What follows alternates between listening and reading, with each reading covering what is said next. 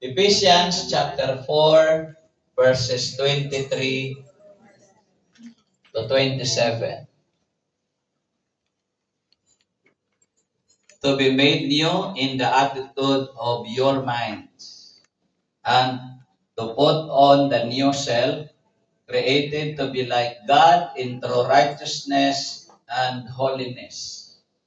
Therefore, each of you must put up falsehood and speak truthfully to your neighbor. For we are all members of one body. If your anger do not sin, do not let the sun go down while you are still angry. And do not give the devil a foothold. Clap your hands for the gospel. Sa ating sariling wika, magbago na kayo ng diwa at pag-iisip, at ang dapat ninyong isuot ay ang bagong pagkatao na nilikhang kalarawan ng Diyos at nahahayag sa matuwid at banal na pamumuhay ayon sa katotohanan. Dahil dito, itakwil na natin ang pagsisinungaling at tayong lahat ay magsabi ng totoo sa isa't isa sapagkat tayo'y bahagi ng iisang katawan. Kung magagalit man kayo, iwasan ninyo ang kayo'y magkasala. Huwag ninyong hayaang lumubog ang araw na galit pa rin kayo. Huwag ninyong bigyan ng pagkakataon ang diablo. Mga minamahal kong kapatid at magulang, ang mabuting balita ang ating kaligtasan. Puluhin namin kayo.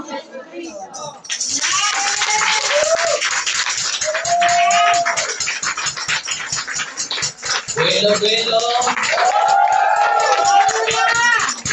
Sigaw kung may oras. Bati-bati sa katabi.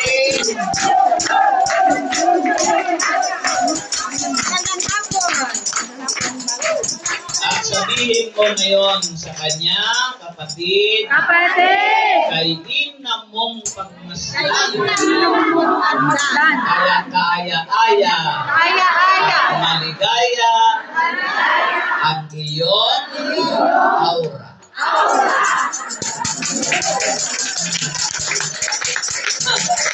Ay, wala ko na lang kung hindi yan humitik sa harapan mo. No? So, okay. So, take your seat now. Class. And we are now going to discuss our lesson for today. So, listen carefully and attentively and don't disturb your katabi. Sapagkat ang disturbo sa mga Kristiyano ay ang diablo. Kapag ikaw ang dumisturbo sa katabi mo, ikaw ay ang cute, diba? Ikaw ay diablo. Diba? Siya lang naman ang distraction dito sa gawaing ito. Kaya pag naging distraction ka, ikaw na yon, mga kapatid. Natatandaan niyo ba yung aral ng linggo? Hindi. Buti naman. sa loob ng isang linggo, nalusaw sa inyong isip at kalooban kung ano nga ba yon. So, let's talk about the Christian mind.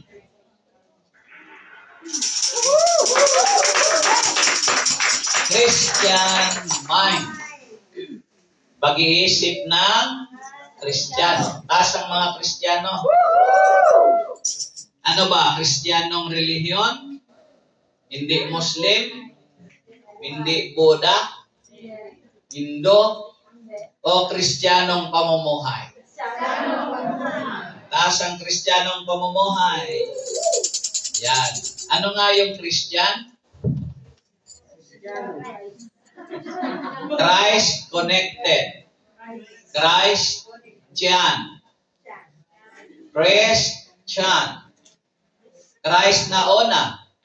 Pinidinugtong ang tiyan. Christian. Connected. Kaya yung ibang prayer partner, abala sa kaiisip kung anong ilalagay sa tiyan. Pag iniwalay mo yung tiyan, yung I-A-N, I am nothing. Kasi nakahiwalay ka sa Christ.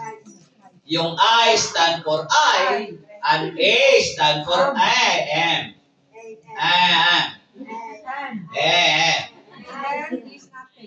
Nothing. I-A-N. I am nothing. Wala akong magagawa kung hiwalay ako kay Kristo. Amen. Meaning, Christian is an adherent of Christ Jesus. I use the word not only follower, but adherent. Adherent means aficionados of Christ. Ipagpapaliban mo ang lahat kung aficionado ka, katulad sa boxing, ni Pacman, absent ang lahat, magkasamay laban, dahil aficionado siya sa boxing, panonoorin niya yon kahit absent siya sa paaralan, sa work. Ganon din yung mga aficionado sa bungero. Iba yung mga nawala, na itapon sa Tagaytay, sa Taal Lake.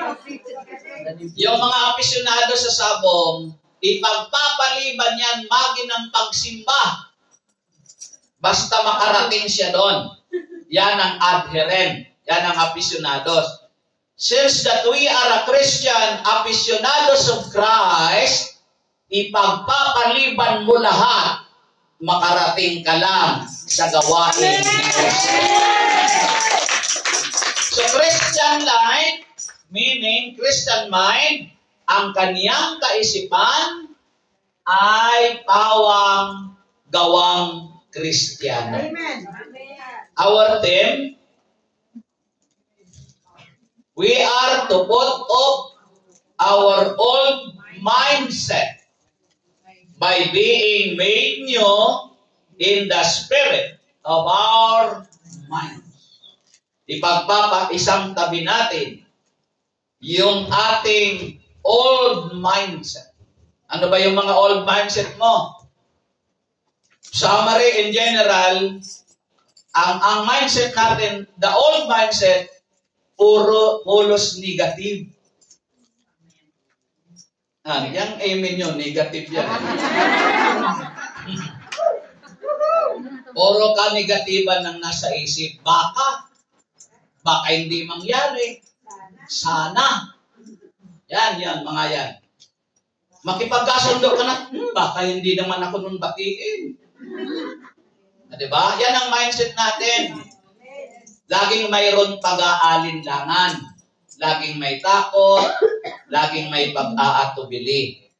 Sabi diyan ay, by being made new in the spirit of our minds. Dapat, mga kapatid, ang itanggal na natin, alisin na natin ang mga dating pangit na kaisipan. Amen. Sa pamamagitan ng pagbabago ng espiritu ng ating isipan. Amen. Yung spirit of mind, ibig sabihin yung buhay niya. Yung buhay ng spirit. Spirit, I mean, ng mind. No, may spirit yung mind mo. Ibig sabihin may buhay. Amen. Now, ang paunang makikita natin sa kwento, our mind daw is one of the most important part of our body. One of the most important part of our body. Every other organ can be replaced. Even the heart. But when our mind does not function, we will die. Amen. The mind is important in the spiritual realm as well, sa larangan ng spiritual. The Christian mind is spoken of in several different ways in the New Testament. Actually, mind is mentioned almost around 150 times in the New Testament. Kapag nagka-problema ang heart mo, it can be operated. Si Brother Mike, may bypass operation siya. No? Pag nagka-problema ang mga parte ng katawan mo, pwede siyang ayusin by operation. Magpa-function. Pero kapag nagka-problema ang isip mo, does not functioning, sabi diyan, we will die. Pero actually, yung mga sira ang isip, lumalakad pa. Hindi naman patay. Kasi ang totoo, pag malfunction na ang isip mo, kaya sabi ko kagabi sa mga choir, ang topic natin ngayon, ayusin ang isip, pag-aayos ng, itama ang isip na may mga tama. Itama ang mga isip na may tama. Naintindihan nyo? Dahil, kapag ganun ang nangyari, na kapag malfunction na ang isip mo, para ka ng buhay na patay. Kaya sabi God, you will die. Dahil ikaw na Bisaya, die. No? Kapag nasa Canada ka, or Australia ba yun? To die, you will die. Double murder. Di ba? So yun yung mga malfunction ng isip. Buhay, pero patay. Kaya, ingat ka sa katabi mo. Baka dyan mo makita ang mind, ang patay, pero ang buhay, pero patay. Kaya yung mga naninira sa kapwa, sira din ang isip niya eh. Kaya nga yan naninira. Kasi ang isip niya, sira. May tama yan. Kaya kung ikaw ang sinisiraan niya, alam mo may tama siya sa isip, huwag mo siyang patulan. Dahil pag pinatulan mo siya, dalawa na kayong buhay pero patay.